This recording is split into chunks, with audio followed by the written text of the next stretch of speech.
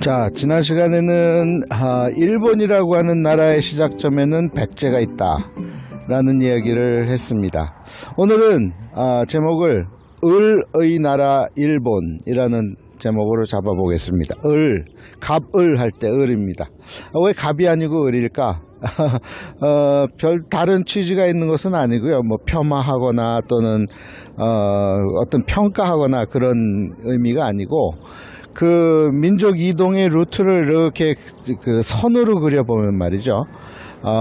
을이라는 선이 그려지는 거예요. 지도상으로 이렇게 보면. 다시 말해서 한반도 북부, 특히 북서부 쪽에 자리 잡고 있었던 우리 조상들이 동쪽으로 이동해서 지금의 북만주 지역에 살다가 거기다 국가를 고조선이다, 고구려다, 부여다 하는 나라가 형성되면서 점점 밑으로 내려오게 되죠. 그리고는 이제 지금의 한반도에 이제 정착해서 사는가 싶었는데 거기서 멈추지 않고 바다를 건너서 일본 열도 땅까지 건너가다 보니까 그걸 선으로 그리다 보면 갑을 할 때 한자 을이라고 하는 단어가 퍼뜩 생각이 나서 오늘은 그렇게 잡아봤습니다. 무엇을 얘기하려고 하느냐? 우리 민족은 참으로 가만히 있지 않고 계속해서 움직이던 민족이었다. 그래서 일본 땅에까지 가서 일본의 야마토 정권을 세우고 그리고 흔히 얘기하는 외의 나라, 외국이라는 나라를 지배했던 민족이 우리 민족이었다.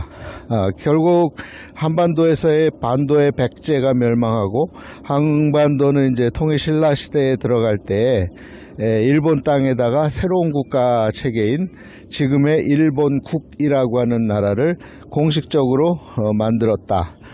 그 일본이라고 하는 국가를 만든 이들은 한결같이 우리 민족이고 우리들의 조상이었다라는 이야기를 하고 있습니다. 결국 일본이란 나라는 우리 민족이 없이는 형성될 수 없는 그런, 만약에 일본인들이 또는 일본에 살고 있는 사람들이 그것을 부정을 하게 되면 그들의 시작점을 찾기가 참 힘들 거예요.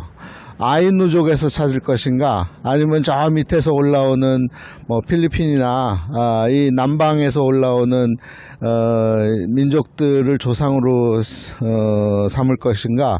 생각해 보면 그 외모상 지금 현재 일본인들의 외모는 그 아이누족이나 또는 밑에서 내려오는 남방민족하고는 다르거든요.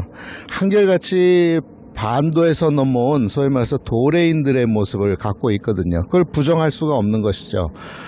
특히 일본 열도를 반으로 갈랐을 때 서쪽, 오사카 나라 교토를 중심으로 서쪽에서 사는, 현재에 살고 있는 사람들의 모습들은, 사람이 참 재밌는 현상이 뭐냐면 젊었을 때 모르는데 늙어가면 말이죠, 할아버지가 되고 할머니가 되면, 특히 할머니가 되는 모습을 보면 그 일본 땅에 있는 지금의 고령화 시대의 할머니들의 모습이 한반도에 살고 있는 우리 어머니 아버지의 모습들하고 결코 많이 다르지 않다는 것을 알 수가 있어요.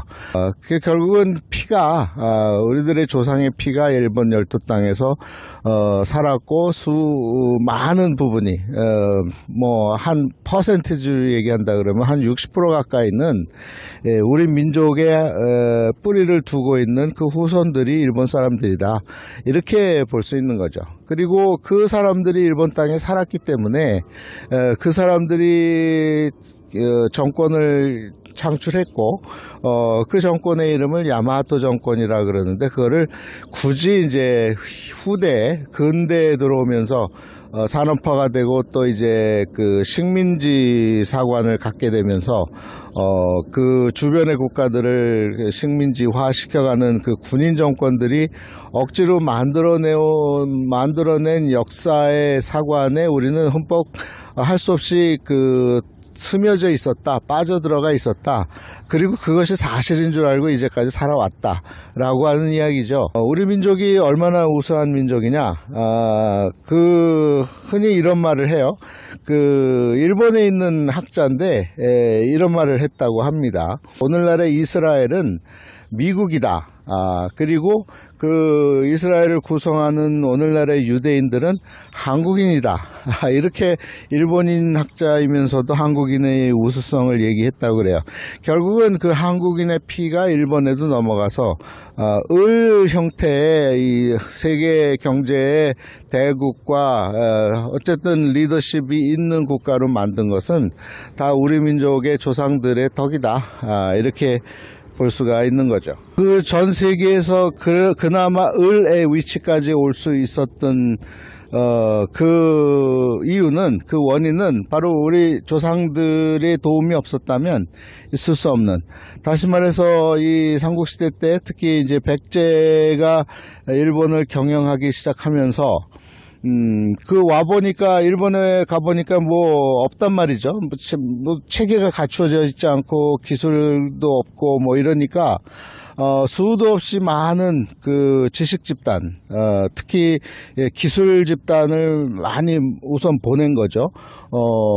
보세요. 국가를 만들려고 그랬는데 그냥 아무것도 없는 상태에서는 먹고 살아야 되니까 농사를 지어야 되잖아요. 곡식을 생산해야 되는데 밭에다 쌀을 키우는 그거 갖고는 생산량이 적기 때문에 논이라고 하는 것을 만들고 거기다가 물을 대해서 이양기법도 전수를 하고 곡식을 특히 쌀을 많이 생산할 수 있는 기술을 전달한 이들도 우리 민족이죠. 그리고 집을 지어야 되고 옷을 입어야 되는데 집을 짓는 방법, 그 집을 짓는 방법을 가르쳐주고 집뿐만 아니라 이제 궁궐을 짓는 방법까지 다 전수해준 이들도 우리 조상들이에요. 그 조상들의 후세의 성씨가 이제 아야씨, 동한씨가 되는데 그들이 다 그런 집단들이죠. 그리고 또 추우니까 옷을 만들어 입어야 되는데 옷 만드는 방법을 모르니까 그것을 또 전달해준 조상들이 우리들인데, 그 후손들이 지금 일본에서 성씨를 이루는 사람들이 니시키오리라는 성씨가 있어요. 니시키는 혹시 교토를 가보신 분들은 알지만 가장 중심에 있는 번화가에 있는 시장 이름이 니시키 시장이에요. 거기다 오리를 붙여, 오리는 이제 길쌈을 하다, 이렇게 옷을 만들다, 이런 배틀을 짜다, 이런 뜻이에요. 그러니까 니시키오리라고 하는 성씨를 갖게 되는데 그들은 다 한결같이 한반도에서 넘어와서 배틀 짜는 기법을 가르쳐준 이들이에요. 그리고 그들이 일본에 가서 니시키오리라는 성씨를 받게 됩니다. 제 주변에 절하고 아주 절친인 사람 중에 뉴욕 땅에 니시키오리라고 하는 인물이 있어요. 사람이 있어요. 그 사람의 조상이 한국인이었다는 사실을 그는 아마도 아직도 모르고 있겠죠. 그렇습니다. 그리고 또 뿐만 아니라 이 전쟁을 해야 되니까 지켜야 되니까 이제 특히 농기구도 만들어야 되고 창과 칼을 만들고 투구를 만들어야 되는데 그 철기 문화를 이제 만드는 기법, 그러니까 철정을 가지고 칼을 만들고 창을 만들고 농기구를 만드는 그 제철 기법을 전해준 이들도 우리 조상들이에요. 그래서 그들이 사는 지역이 초기에 살았던 곳이 지금 큐슈 지역의 다타라라고 하는 지금의 야마구치, 히로시마 쪽, 그쪽이 이제 나중에는 결국은 구레라고 하는 한자로 오나라 할 때 오자를 쓰고 구레라고 읽는데, 그쪽에 이제 결국은 군사기지가 생기는 거야. 그래서 2차 대전 때 거기서 수많은 군함이 건조되고 전 세계를 괴롭혔던 그 지역이 되는데, 그 제철기법을 전달해 준 이들도 우리 조상들이에요.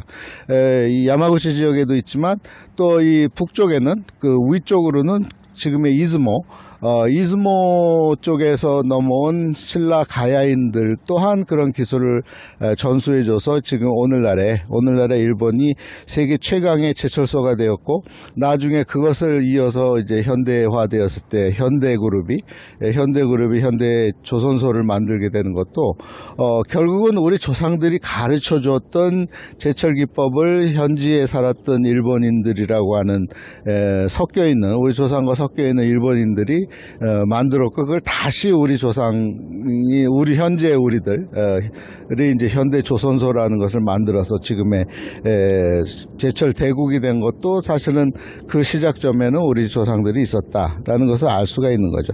뭐 얘기하면 막 한도 끝도 없죠. 절을 지어야 되는 절 짓는 방법을 가르쳐 준 이들도 그렇고, 불상을 만드는 방법을 가르쳐 준 이들도 그렇고, 무엇보다도 천자문이 한자를 먼저 전달해주고, 나중에 살면서 우리 땅에서 쓰고 있던, 현재 우리가 쓰고 있는 한글 이두문자, 그리고 그 시작점에 있었던 저기 산스크리트어로 해서 시작되는 버머가 우리 한반도 땅에 와서 이제 이두문자도 되고 현재 우리가 쓰는 한글이 되는데, 그 한글의 모습이 그대로 일본에 전달이 되어서 그 당시 고대 시대에는 한글을 사용했다고밖에 볼 수 없는 거죠. 왜냐하면 거기서 남겨져 나오는 그 문학작품, 특히 600, 700년대에 그 마이오슈라고 하는, 만엽집이라고 하는 이 문학작품을 보면 그 어순이 그냥 한글인 거예요. 그러니까 일본어와 한국어는 서로 배우기가 쉬운 이유가, 특히 한국인이 일본어를 배우기가 쉬운 이유가 그 어순이 똑같기 때문이에요. 문법도 똑같고, 심지어는 뭐 속담, 뭐 관용구 이런 것조차도 거의 일치하기 때문에 이거를 띄어서 얘기할 수가 없는 거죠. 다른 언어라고 할 수가 없는 거죠. 같은 언어권에 있었던 사람들이 이제 바다를 넘어가 살면서 이제 발음이 달라지고 또 그런 것이 달라졌을 뿐이지 그 기본 구조는 똑같다는 거죠. 그러니까 결국은 우리 땅에 있었던 우리 민족의 조상들이 한반도에서 바다를 건너서 일본 열도에 가서 모든 정치 시스템과 경제 시스템을 만들어주고, 문화 시스템 역시도 그대로 전수해 준 거죠. 그래서 오늘날에 지금도 여행을 가면 수도 없이 우리가 한반도에서 즐기고 있었던 문화를 일본 땅에서 수도 없이 발견할 수 있어요. 식문화가 특히 그런데, 일본 식문화를 뭐라고 그러냐면 무슨 다도, 또 그 스시, 그다음에 돈까스 이런 음식을 얘기하는데, 아니에요. 이 지방에 가면 그 원주민들이, 그러니까 지금 살고 있는 주민들, 관광객들이 아니라, 그 관광객들 대상이 아니고 그 지역 주민들이 먹는 거 보면요, 한국 음식하고 비슷한 것이 너무 많아요.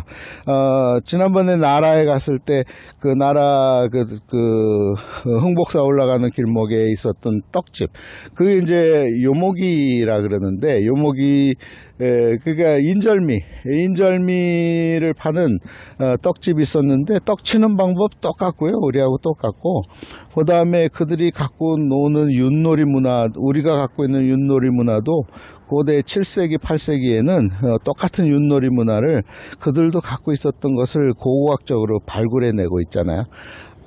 그래서 그런 걸 볼 때 일본이라고 한 나라의 시작점, 그리고 기틀을 마련한 이들은 한결같이 우리들이었다라고 하는 자부심을 가져도 될 만큼 우리 민족은 우수합니다. 그러면 굳이 등급을 나누어서 우리는 그럼 을인가 갑인가 생각해보면 아마 그 중간쯤, 갑과 을 중간쯤에 우리 민족의 조상들이 있었고, 일본은 그 을에 해당되는 그 나선형, 이렇게 그 선의 띠를 이렇게 그리다 보면 을이라고 하는 한자가 형성이 되는데, 그 정도 되지 않을까, 이런 생각을 하면서 아침 산책을 했습니다.